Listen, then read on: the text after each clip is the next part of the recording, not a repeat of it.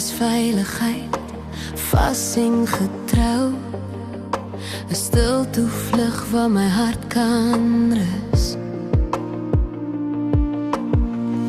Jou liefde is eerlik, standvastig en waar, 'n weerspieëling van Jesus se liefde vir ons. Jou liefde is die lig wat hy elke dag gebruik om my hart lewend te hou, om my siel te voed. Dankie vir geduld wat ek nie verdien het nie. Dankie dat jy gebly het toe alles vaag was vir my. Jy het nie weggewys nie, het nie teruggestaan nie, en ek sien God se goedheid deur jou lewe skyn. My lewe is beter met jou daarin. Ek wil nie 'n wêreld sonder jou hê nie. Jy is 'n geskenk, direk uit Jesus se hand, en ek is dankbaar dat ek hierdie waarheid sien. Jy is genade wat voor my oë uitgestal word, 'n liefde wat genees, 'n liefde wat my bevestig.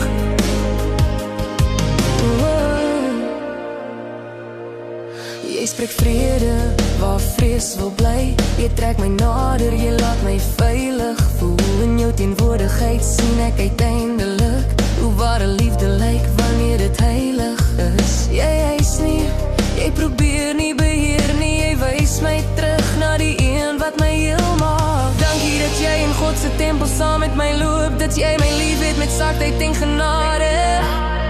Jy het vir waarheid gekies toe jy kon weggaan, en daarom rus my hart vandag. My lewe is beter met jou daarin. Ek wil nie 'n wêreld sonder jou hê nie. Jy is 'n geskenk, direk uit Jesus se hand, en ek is dankbaar dat ek hierdie waarheid sien. Jy is genade wat voor my oë uitgestal word, 'n liefde wat genees, 'n liefde wat my bevestig.